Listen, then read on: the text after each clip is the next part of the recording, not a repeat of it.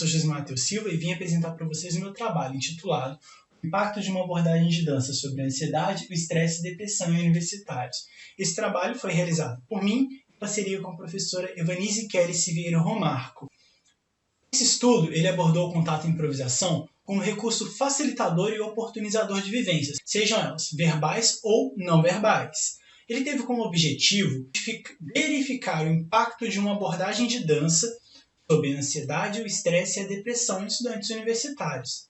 E foi de relevância, uma vez que investigou a dança enquanto área de conhecimento, o contato e improvisação como linguagem artística e também contribuiu com dados acerca dos efeitos da dança na saúde, ampliando assim a produção científica no assunto. E também foi importante por contribuir para uma futura validação de uma outra linguagem de dança dentre as práticas integrativas complementares de saúde, as PICs, das quais já fazem parte a biodança e as danças circulares. A ansiedade, estresse e depressão são males comuns entre os universitários e elas costumam estar associadas entre si. Elas são um grande desafio para as universidades, uma vez que elas também causam baixo rendimento acadêmico, evasão escolar e estão associadas ao alcoolismo e ao suicídio entre universitários. De modo geral, elas costumam afetar algumas áreas da vida do estudante. São elas as relações sociais, a capacidade de julgamento, o apetite, o sono, a memória, a concentração e o humor. A ansiedade, mais especificamente, ela é difícil de ser definida. A literatura a aborda como um estado natural, que visa preparar o corpo para uma situação de luta ou fuga. Ou seja, a ansiedade te prepara para uma situação de perigo. Esse perigo pode ser real ou não real. Como ela te prepara para uma situação de fuga, ela promove uma série de alterações, dentre elas humorais e cardiovasculares. A ansiedade também ela pode ser crônica ou aguda. Já o estresse ele é um processo complexo gerado por uma resposta não específica do indivíduo a um estressor externo ou interno a ele. A etiologia está muito relacionada com a capacidade de adaptação e de percepção do indivíduo acerca do agente estressor. Em outras palavras, em como o indivíduo consegue lidar com esse agente. O estresse ele também pode ser agudo ou crônico e ele também pode ser dividido em 3 fases: alerta, resistência e exaustão. Já a depressão ela é um transtorno psiquiátrico, sendo o mais comum deles. Ela é vista como um distúrbio menor. Entre os sintomas dela, nós podemos citar o desprazer, a tristeza, as alterações de sono, de apetite, de peso, de fadiga, a irritabilidade, entre vários outros. Se associam também à depressão a redução de monoaminas, dentre elas a serotonina e a dopamina, a morte neuronal, a redução do BNDF, responsável pela diferenciação, plasticidade e manutenção dos neurônios. Acredita-se que, inclusive, esse fator esteja relacionado com a dificuldade de memória dos portadores de depressão. Muitas abordagens não farmacológicas elas têm sido indicadas no combate a essas doenças, dentre elas a dança.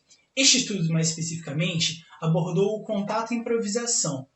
É um estilo de dança improvisacional, não estruturada, dançada com 2 pessoas ou mais, e que foi criado lá em 1970 por Steve Paxton. O contato e improvisação ele é baseado em princípios físicos, como peso, gravidade, inércia, pontos de apoio, equilíbrio, entre vários outros.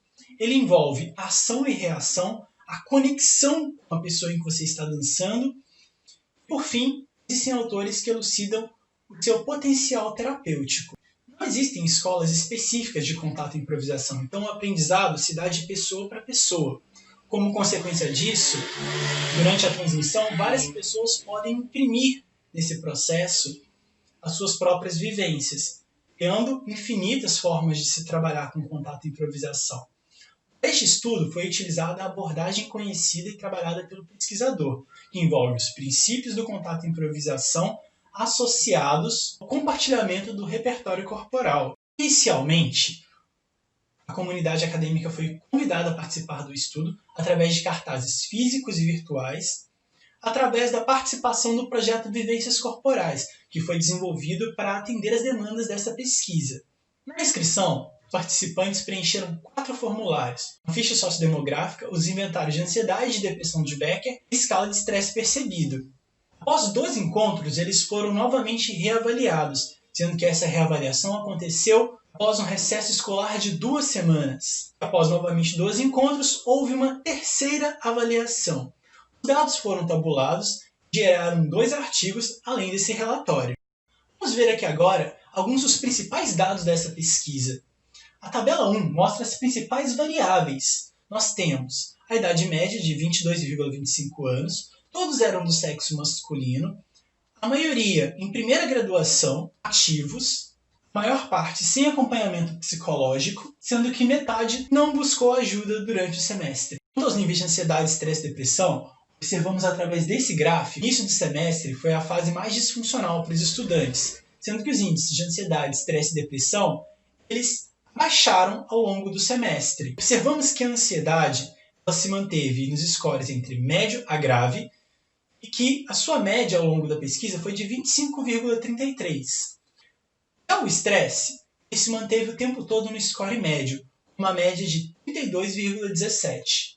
Quanto à depressão, ela variou entre leve a moderada, com uma média de 19,29 pontos. Penny e Menezes identificaram um fenômeno semelhante em sua pesquisa, que foi realizada em um tempo menor. Os autores e também voluntário 1 dessa pesquisa associam esse fato ao volume de atividades realizadas pelos acadêmicos. Isso poderia explicar, por exemplo, o número de evasão de vivências e a diminuição da frequência dos participantes, uma vez que essa é uma possível estratégia para se diminuir o volume de atividades realizadas. A evasão ela demonstra a necessidade da criação de políticas de acesso e de permanência às ações de saúde mental na UFV. Através dos materiais de coleta, observou-se a abordagem ela influenciou positivamente no autoconhecimento, no convívio social, na autoexpressão, no positivismo, na autoestima, na autoconfiança, na autonomia e no autocontrole dos participantes.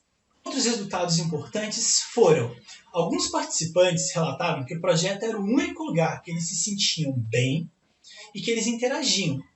Outro participante ele se relatou estar surpreso com o nível de intimidade e amizade entre os participantes num período de cerca de 6 semanas. Um outro participante ele demonstrou graves intenções suicidas, que desapareceram entre a primeira e a última avaliação. O mesmo também relatou que o projeto ele foi um importante ponto de apoio. 2 outros participantes utilizaram a abordagem de dança trabalhada ao sentirem-se mal. O primeiro voluntário adotou essa estratégia durante suas crises de pânico. Vale ressaltar também que o mesmo voluntário era intolerante ao exercício e que essa intolerância reduziu ao longo do tempo.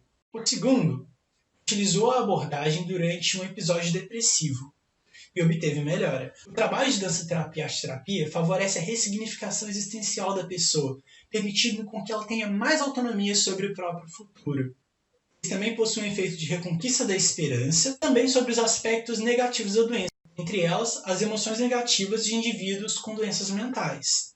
No caso da dança-terapia, atribui-se a melhora devido à integração social, à adaptação das condições pré-existentes e à melhora da aptidão funcional do indivíduo. Por tais fatos expostos, os pesquisadores acreditam que o efeito terapêutico da dança improvisativa encontra-se no potencial expressivo que o corpo assume. Logo, reaver a capacidade de expressão do corpo está relacionado ao afrouxamento das couraças, tanto musculares quanto egóicas, permitindo com que a pessoa se abra novamente à vida e ao amor. Desse modo, as mudanças de comportamento, as fortes conexões, as interações do grupo poderiam explicar facilmente a melhora dos sintomas apresentados. Assim, concluímos que a abordagem de dança através do contato e improvisação demonstrou-se qualitativa e quantitativamente efetiva. Contudo, fazem-se necessários novos estudos com uma amostra maior e grupos mais homogêneos para elucidar melhor sobre o assunto. Sugere-se que seja realizado o monitoramento dos estudantes de Sapiens 2 vezes por semestre. Essas são as nossas referências.